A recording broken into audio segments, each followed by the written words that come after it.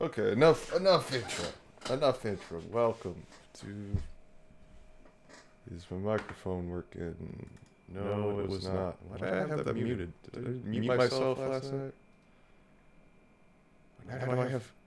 I got two microphones. What's going on? All right, I gotta check out. You know what I gotta do now. Hello, hello,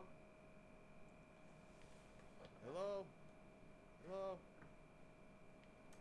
Okay, I seem to be kind of low, I guess. Hello. Hello.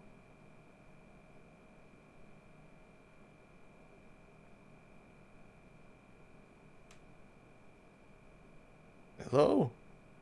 Hello. Hello. Hello. Okay, let's try this again. Hello. Okay, let's try this again. Hello. Okay, let's try this again. Hello. Okay, let's try this again. Hello. Let's try this again. Hello. Ah la la la la la la la la. Ah la la la la la la la. Okay, okay, that's good enough. Okay, okay, that's good enough. Alright. What if Heart US 100 thumbs up? Before this election, I used to think dem cities deserve what they voted for. Let's. Can't see my microphone level, and I'm always worried that I'm not broadcasting. Okay, okay, there we go. How could anyone vote for disastrous dem policies? What if they did it? What if all this time the Dems were just stealing election after election? I will never trust another election ever again.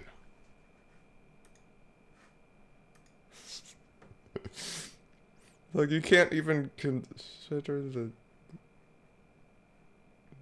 that maybe the most disastrous policies were ones people didn't vote for.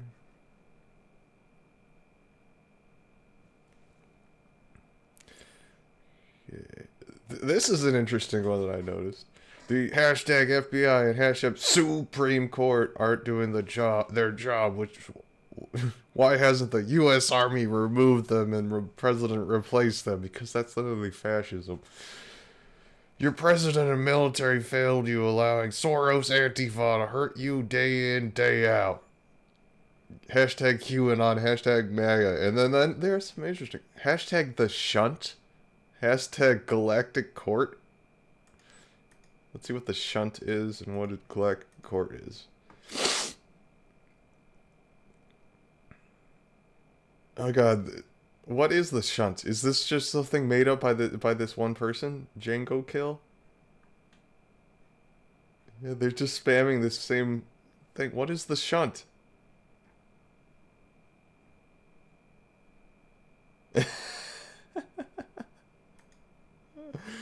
The band Failure. Oh yeah. What was that song they made? Yeah. Cause I remember it was kind of a banger, one hit wonder.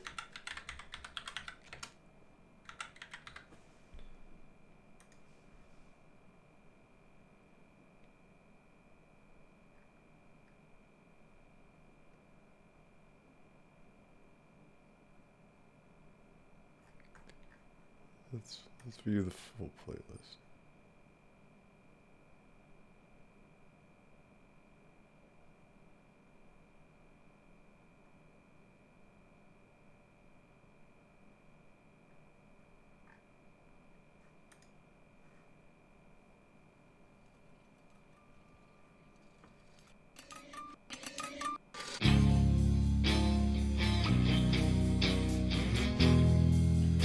Oh yeah, I remember this album. It's great.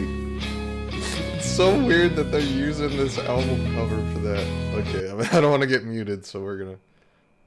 Like I remember a Perfect Circle did a cover of this song. Say hello Yeah. to the rocks topography.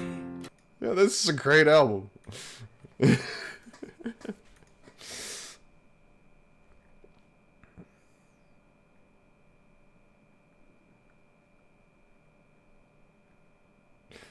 Why do they keep spamming? I mean, thank you, Mr. Crazy Alien Person, for reminding me that this album existed, but I want to know what the shunt is.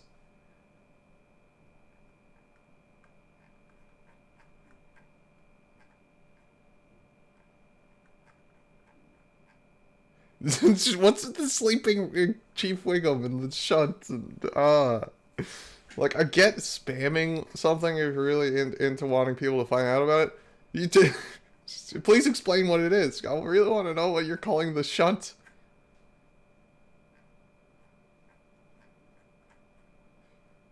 Yeah, there's... Let's see. We gotta follow this guy. F-35s. Moments after this picture was taken, they exploded in midair.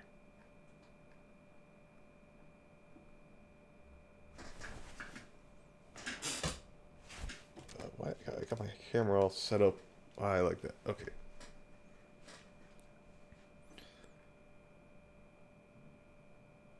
Yeah, I don't think... Let's see if Galactic Court is any different.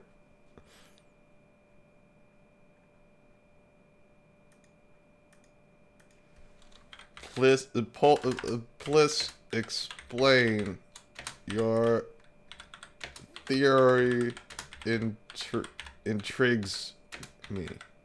Question mark, your theory intrigues me? Let's add some more chuds.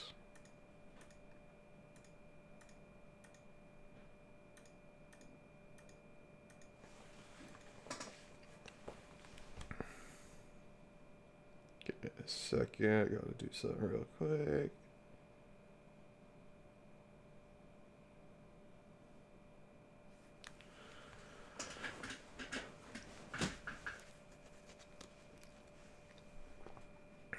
Alright, somebody sent me a message. Let's see what that is. Jay Kendrick. Hello, thanks for adding me as a contact in your network. May God bless you and your family abundantly. We Americans, 244 years after our Declaration of Independence and establishment of the Constitution, are face to face with tyranny, more monstrous and devious, less understood, and more deadly than which has threatened isolation heretofore. The individual is handicapped by coming face to face with a conspiracy so monstrous he cannot believe it exists. Yet it does exist and is moving forward at an ever accelerated pace. The American mind simply has not come to a realization of the evil which has been introduced into our midst. Plandemic, fake-demic, scam-demic, lie-demic, Gates-demic, Fauci-demic, think. Wake up, Trump 2020, MAGA 2020, CAG 2020, Christians vote red. The American Republic's greatest danger is the continuance of corrupt government. Yes, I am in agreement. I thank you for your offer of alliance. Hashtag the shunt. Oh,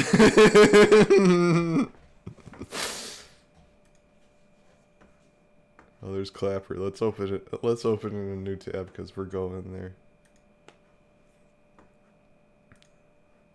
Alright, let's check my notifications. Is it still doing the blocked by this person thing? True, they cannot read the boxes. What was that in response to?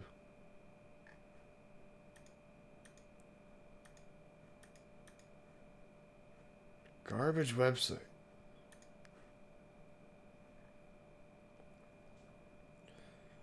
No two lockdowns, UK save our freedom. And the sick pedophile TV show Big Mouth. Twitter is showing itself. Like Big Mouth season 3, I think, was trending, so I said that. But for some reason, I can't see the original post.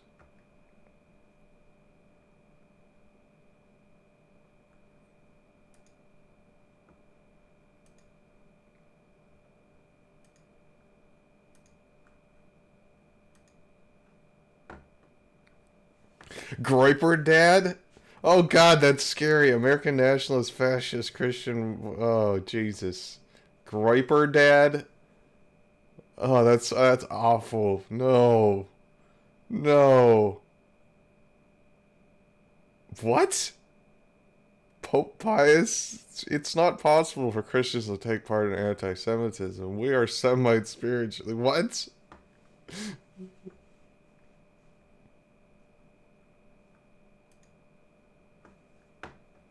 Oh, he's like anti-Trump.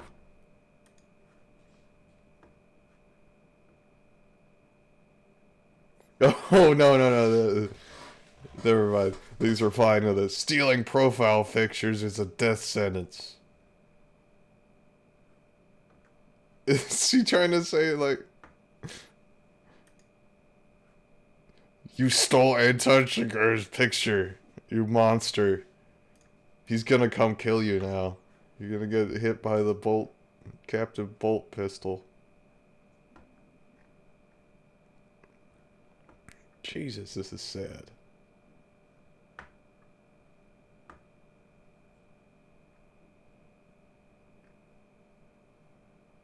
What? Democracy. This dude's so stupid.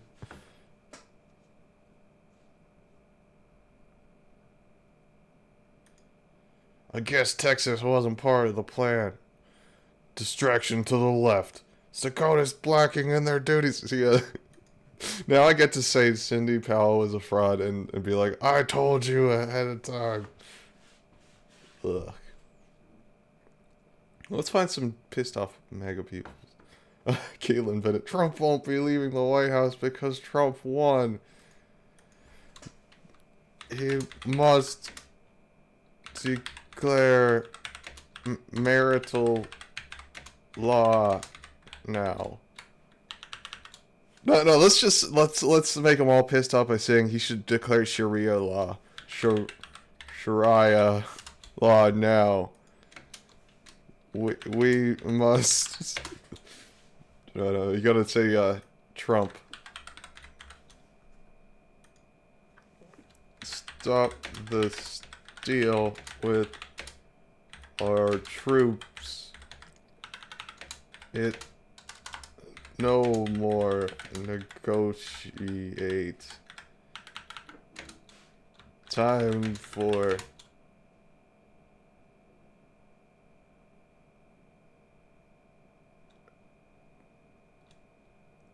to stop the steal with guns.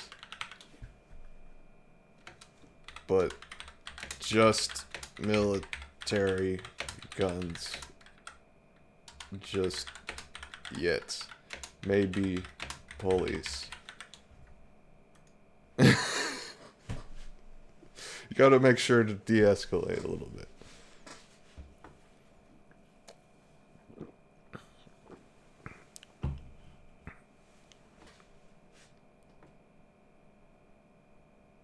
Spiritual warfare. Stay armed up.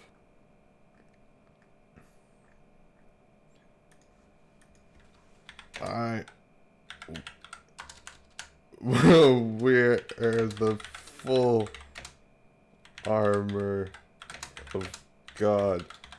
I made it from Bibles I had taken from motels as a trucker over the years. We will prevail. Hashtag MAGA. Hashtag CAG.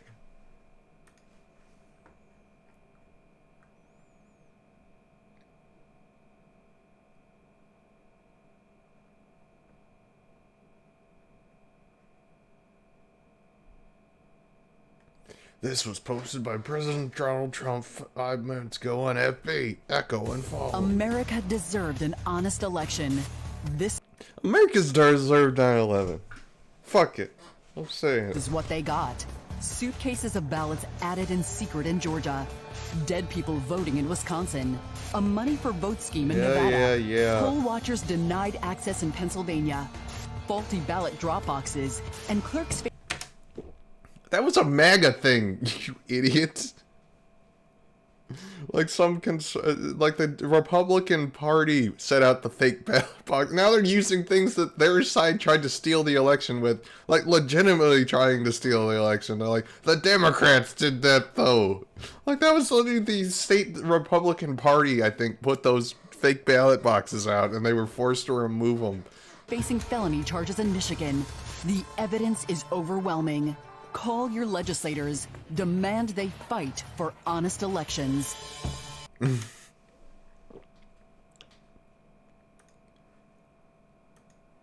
Greatest president of all time, and it's just such a bad picture. He looks confused. Looks like he has to go to the bathroom a little bit. He's confused because he doesn't know where the bathroom is. He's about to make a boom boom. Time to kick ass. No more bullshit.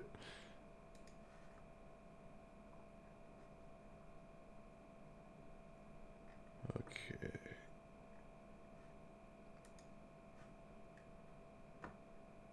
What is this Django kill? This Django kill person is just spamming this Mad Max time. Now there's a new hashtag.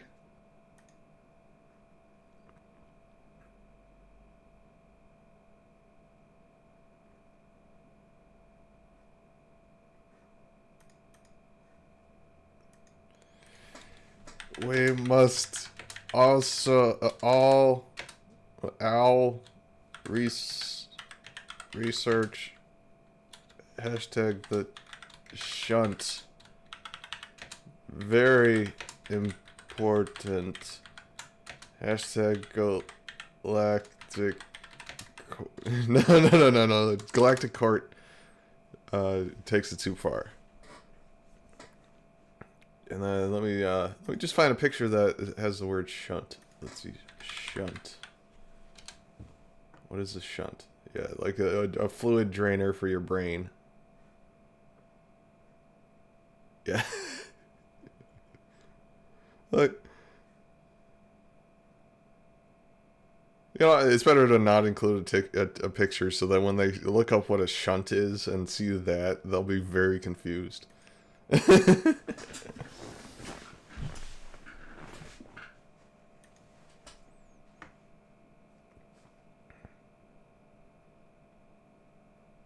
I am so pissed. Sidney Powell was a fraud. I said it weeks ago. Everyone yelled at me. She is part of the swamp. I tell you, martial law now. Only way.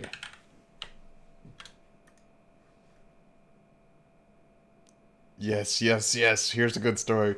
Well, my first reaction was anger then. I yelled at my phone a little. Then I had a rum and coke. Now I'm more composed, and I really do have faith in U.S. and in our country. That's the same thing. The United States and the country are the same thing. We are America. The forefathers that risked everything and that died giving us this wonderful country is in our DNA. Even though sons of B get in this time, there are still more of us than them. We are the ones in this country that are solid and competent. Remember, they had to forge hundreds of thousands of ballots to win. This is a Christian nation. Keep the faith and go to church, learn the pure gospel at 1 Cor 15:1, for Jesus Christ died for our sins, that meaning that his death and resurrection paid the price for every sin we have ever committed and will commit in the future. So you can do as many sins as possible? Is that what you believe? Well, no, Jesus died. I can murder that guy. That's fine. John 64:46, very truly I tell you, the one who believes has eternal life. The world has means now. That the point of belief in eternal means forever staying in the time of believing. When one is secure that many burdens are lifted. I think he had more than just one rum and coke, my friend. So sick of this. Not on, take 'em out. You are not alone. I am pissed too. Fucking cowards, martial law. Okay, now Gerald is just sounding exactly like people that are legitimately pissed off. Like, this is a Gerald post. Like, when I joined this website, Gerald was a little bit more extreme than most people, and they would get like, calm down, man, you're taking it too far. And now they're all just becoming Geralds.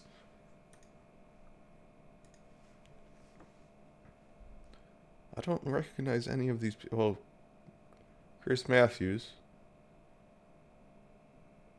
Okay, Cuomo. Okay, I recognize some of them.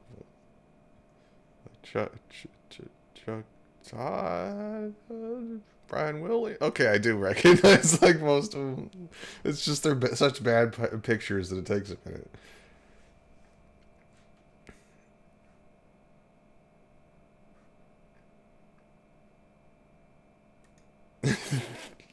They're taking the out of context quote about him starting an organization to fight voter fraud.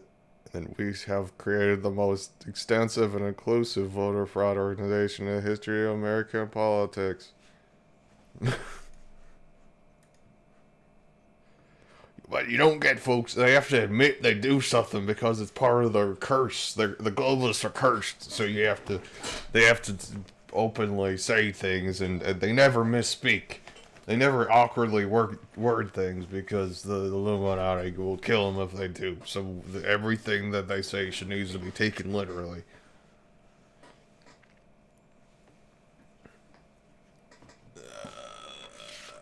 Let's watch some more clappers. We'll jump back and forth between. Here's good, Turtle Man. Let's go. What's up, Clapper? Man, something dangerous just happened. I just had a thought. Believe me, when I have thoughts, it's dangerous. So here's my thought. I'm one of the very many, I'm going to say millions of people from all states that got screwed their constitutional right to vote. We all agree.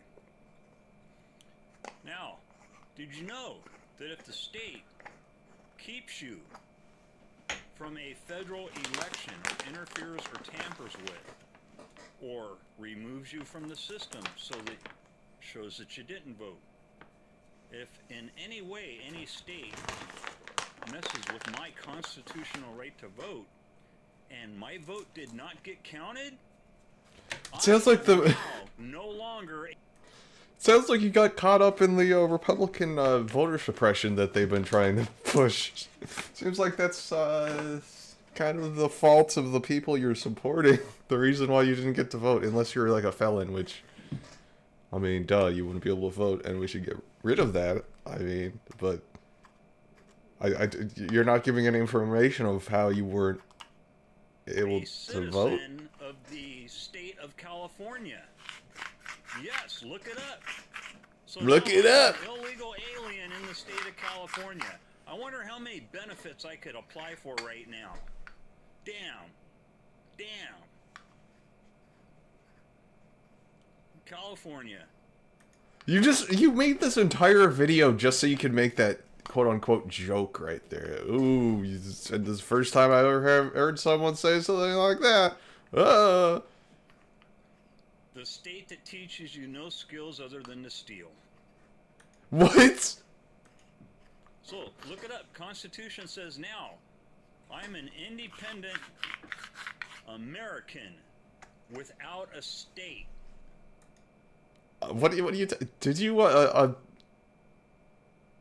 Did you decide to register as independent rather than a no party preference, and you got a ballot that didn't have Donald Trump on it or something? Is that because I've heard that was the problem in California. You just didn't do enough research. All right.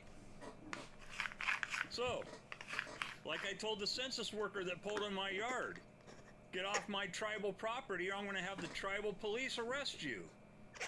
Karen? You shit! Dude, do you understand? It's isn't it against the law not to fill out the census? I can't believe I had my first Karen. It was awesome. I wish it would have been a Bob. No, you're a weirdo. You're a weirdo. You start screaming at census workers saying that you're gonna call your own tribal police on someone. They're gonna be like, "Sir, calm down. Okay, Karen." Like, what do you mean, Karen? You're yelling at me. I just pulled up and I was about to, you want to fill out the census? No, I'm an independent American. I'm doing this for a bit. I hate how it doesn't unpause with the space bar and it just jumps downward. But once I respect women. That her mouth didn't shut and her ears didn't open, that it was a Karen. What? Again, dude, you're yelling about some thing. You're going like, I don't know if you're being ironically like sovereign citizen-y or something, or if this is actually... And they all look the same. You know, I'm not racist. I'm a Peckerwood from Compton. I think Peckerwood is, I think a lot of the time, that's a word white supremacists call themselves. It's kind of a name of a prison gang. And, wait, is he saying Karens are a race? What are you talking... What? I could tell everybody apart, but Karen... So your basic your basic criteria for not being racist is if you can tell other people apart. Karens look the same, man. So you know it's a Karen once they whip their ID out around their neck and say, "My name's Karen." That's a good indication that they're a Karen. No, she was going, "I'm a census worker. Calm down, sir, please. Why are you yelling at me?" So California, I'm a free man. I'm a pirate on the highways. I'm pretty sure this guy is just going like full sovereign citizen. No, you don't need my tax money. No, because I'm not a citizen. You can't tax me if I'm not a citizen. I don't want my name spelled in capital letters. So if I use lowercase letters to sign all these tickets for unpaid taxes and like subpoenas, then you can't do anything about it. I'm a free man on the land. I don't need to have a real license plate. I can carry guns all over myself. I will put 2 shotguns on my back, a bunch of pistols around my thing, and if a cop comes up to me, I'll fight him because I'm that counts as an invasion of my own personal state.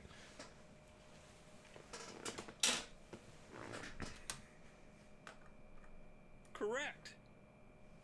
And did you know that you are classified as a resident of the state that you're in by the state that you vote in? So if you vote in another state, you're not a legal resident. I don't think you understand residency requirements for voting. Like, you can't just take a road trip to another state, hang out there for a week, and vote in their elections. Like, you gotta live there. Like, idiot. He's like so self-assured that he's right, but everything he's saying is just, it's like stupider than most conservative bullshit I hear. It's like, you live in fantasy land. And I can't tell if you're doing this as a bit or if you're actually half serious about it. I don't... The other state that you're in. You're only a legal resident in the state that you vote in. Most people don't know. Yeah, because you can't vote in a state you don't live in for a certain amount of time. Like, you can't live in, like, California for 5 years, move to New Mexico, and vote in their election for 3 years in, or something. I don't know. Let me fix that analogy. You can't live in California for 5 years, become a voting resident, move to New Mexico, 3 years later, then fly to California and go vote in California on vacation. Is what I'm saying. It's to prevent people from hopping over to states they used to live in to vote in their election when they haven't lived there for a certain amount of time. God damn it, this guy's dumb. Okay, let's... Oh, very nice website design, Clapper. I can't click on the guy's name when the video's over. Alright, let's see what he's up to today. Alright, Clapper. So the Supreme Court shot down Texas today, but they only shot down part of the provision. Judge Thomas told Senator Cruz The prevision. to turn it into a complaint. So we had over 150 Republican representatives So much file coke. their complaint, and the complaint is that the votes were not counted properly, that they do not have evidence of the votes, and this is all true, and they cannot prove it. This is why multiple states did not turn their vote. It's all true, but they cannot prove it. See, the thing about being filing a court case is it can be true all you want. You can be sure something happened. You just gotta prove it, though. That's the thing. I'll be right back. Give me a second. You know, I'm gonna smoke a cigarette. I got like no viewers, so I'll hit on the BRB.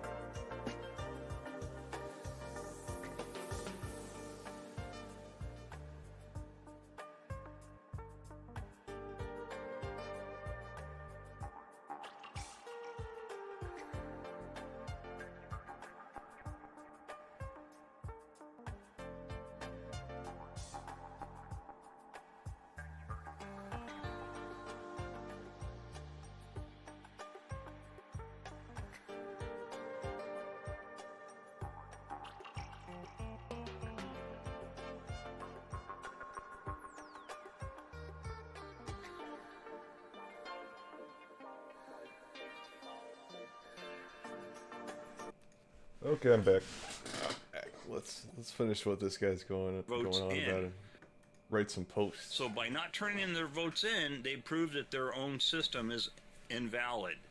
And by doing so, that automatically makes the law in our favor. Now, the reason they had to shoot down Texas was because Judge Alito and Clarence Thomas rule over those areas, and they can't make a ruling on their own district when the complaint is from their district. So that's when Judge Thomas told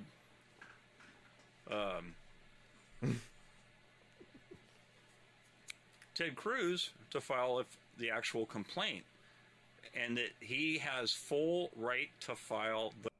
I have a feeling you don't remember the story very well if you said Ted Cruz like less than a minute ago, and you forgot Ted Cruz's name when you brought it up a second time, repeating the same thing you had just said earlier. The complaint in the Superior Court. So, we now filed our complaint with the Superior Court. And what's really neat is Texas got shot down because Texas as a state did not have knowledge of Pennsylvania's activities and their state's. What? Pennsylvania has nothing to do with what happens in Texas. Voting actions and what happened. So because Texas Voting actions and what happens. Okay, so this vague ideas. What happened in Pennsylvania? I can't go on about. These people are just they just can't accept Texas it. or no other state could prove that is why they were shot down today in the Superior Court, the Supreme Court. Remember, I'm dyslexic. So Dyslexic. now, what was so interesting to me, and I couldn't figure out why, is why today, on the judgment day that they would do this, before the judgment was made by the Superior Court, that the Attorney General. Okay, let's. It's.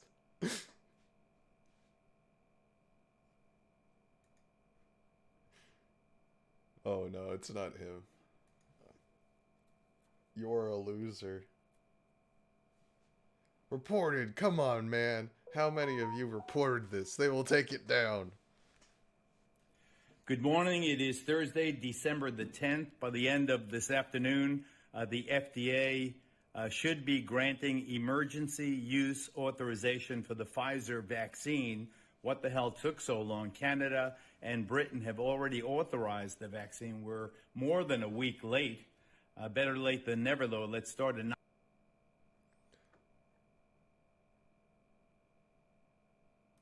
Why is it taking me to the app store? I can only see the comments on the app. Come on. Yeah, let's refresh this.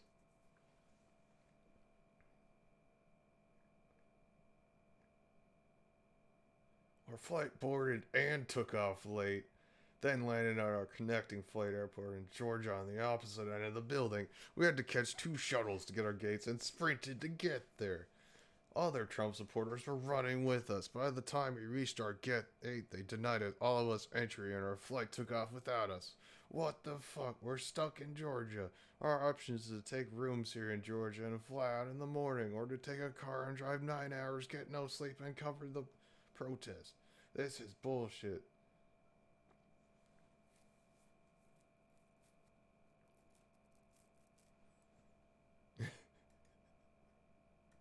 The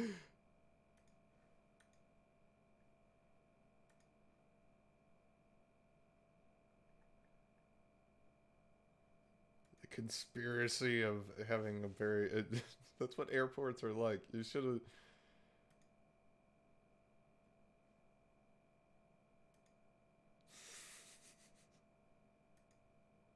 But that's hilarious. Just getting a gate on the other side of the building and having to rush there and missing your flight.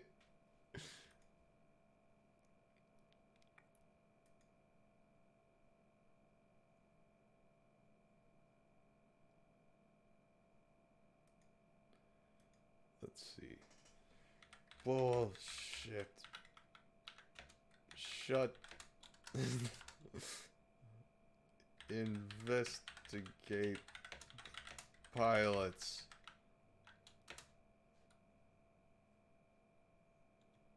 Shut down the airport now until we figure out what's going.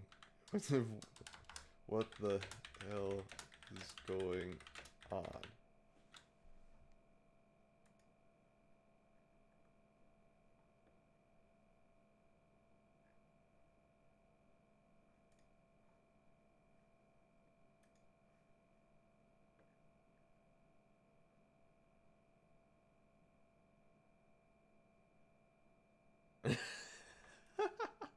I don't want Trump to win as a result of a court ruling. I don't want Trump to win as a result of a military action. I want Trump to win when Biden and Harris not only concede, but also confess their crimes on national television in order to avoid capital punishment.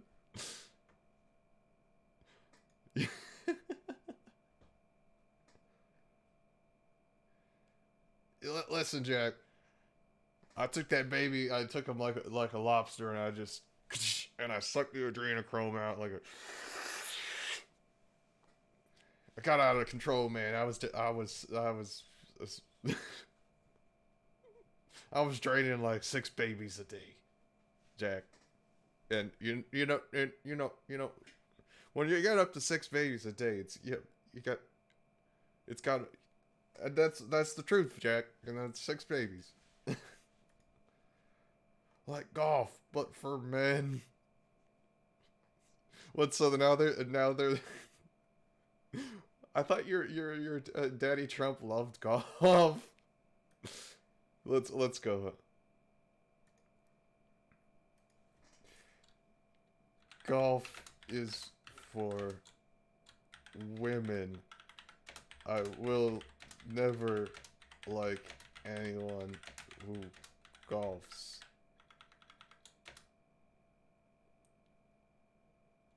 Girls' sports. Pick up a gun and shut up.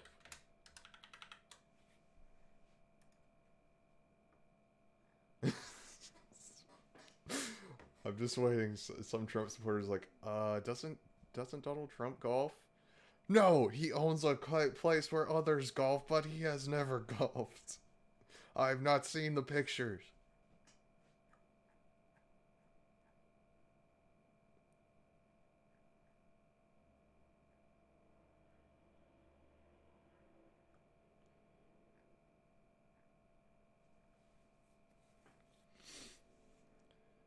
Let's see, any notifications?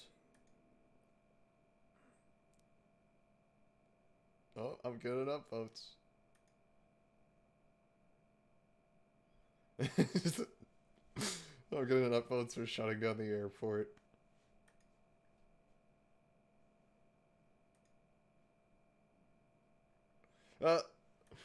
Saying Trump must declare Sharia law got me 3 upvotes.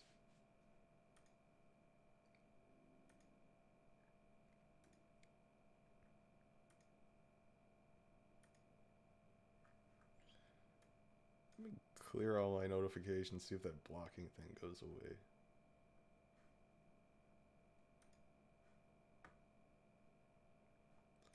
Almost a 4K followers.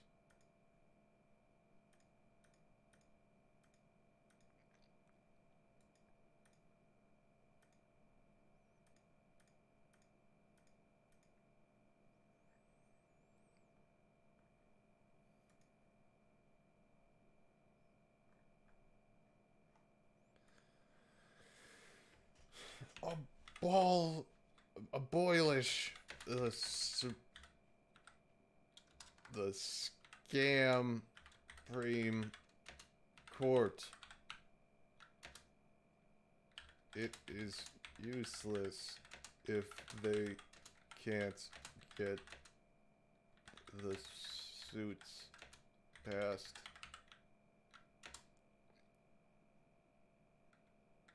We must decide court cases with a vote. it is the only option. I'm pissed at Thomas for this. Beep.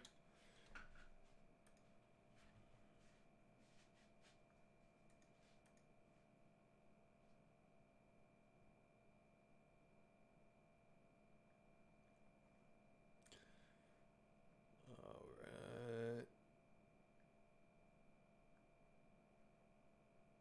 Know what will happen. Dangerous fans.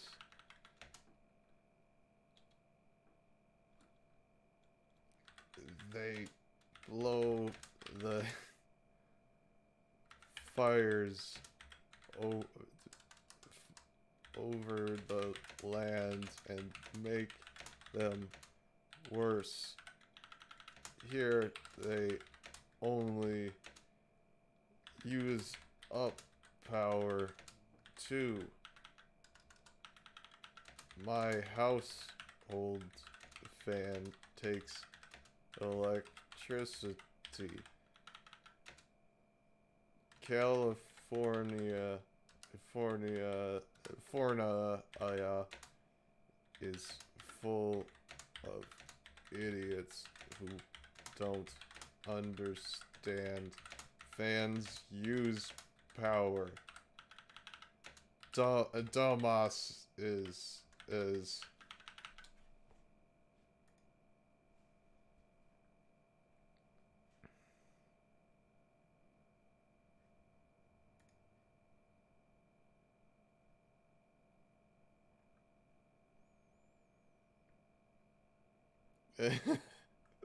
Stop getting these apps and tests. Take D3 and zinc at home will cure you along with HQC, hydroxychloroquine, and Z-Pack. Don't listen to what panic Dems have made up. If you do that, that would dry up like mud in Sierra windstorm. Like, they're literally all becoming Gerald. Tracking and chipping is all they want on every American. You people are supporting Soros, tech giants, Fauci, Pfizer. I think maybe this person's a troll. Because, let's see.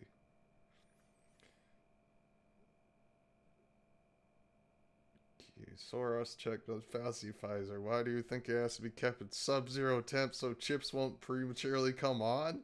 And giving your freedom away freely and keeping lockdowns going, more cure is already on market. In many pill form, uses trust for up to 70 years that don't lie or track from now on. So wake up, you freaking out idiots, and stop acting like idiots and grow up and be responsible, keep clean, and stop the running to test sites giving dem rhinos more ammunitions to lockdowns and destroy your towns and lives.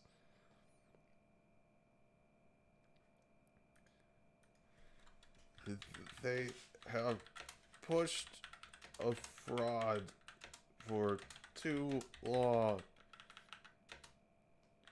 They have shut down the hospital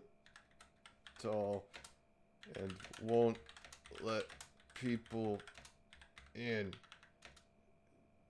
because of a fake virus that only needs natural medicines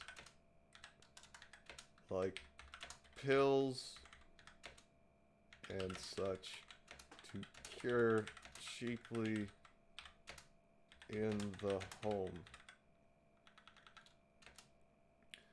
Then they count everyone who dies from not getting into the hospital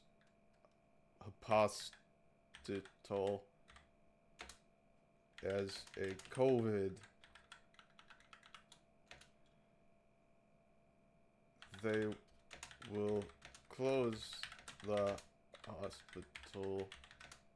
hospitals until they have counted enough COVIDs to create lockdown sound. It was in their documents that I have read. When are ya gonna wake up and demand martial law? I'm pissed. Hashtag the shunt.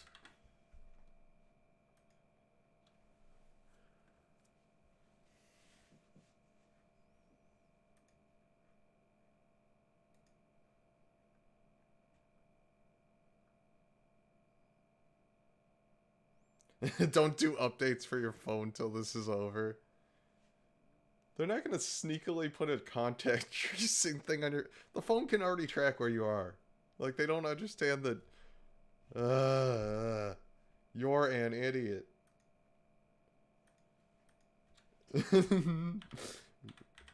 Just correct him with the same "your" that he used.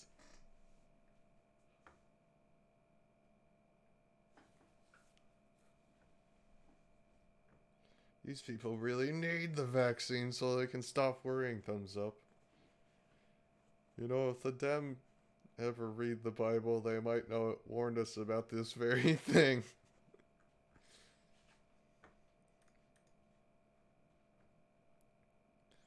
Kid Rock.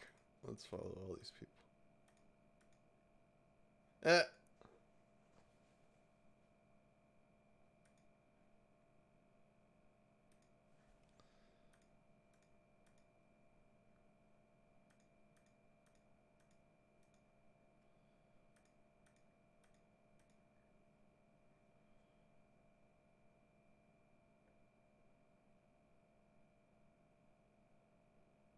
If you did not know, 17 is Q, the 17th letter of the alphabet. Trump knows. He always knows. There are no coincidences. I want to know really who are the 17%?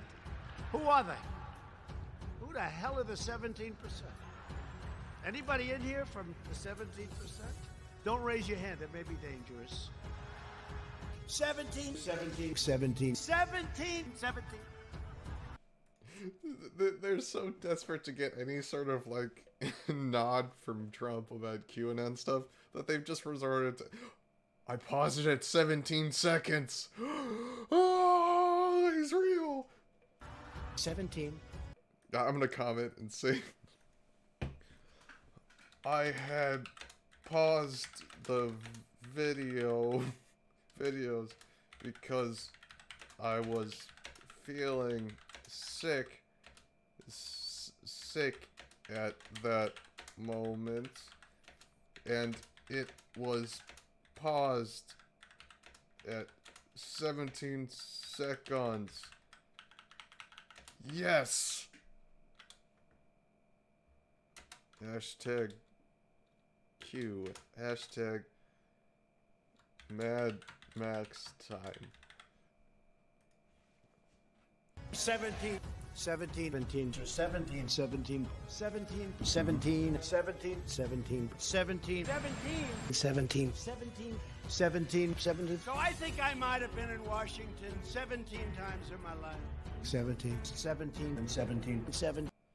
So, Mr. Trump, how old was that woman you got that massage from on, Jeffrey Epstein's Island? 17, 17.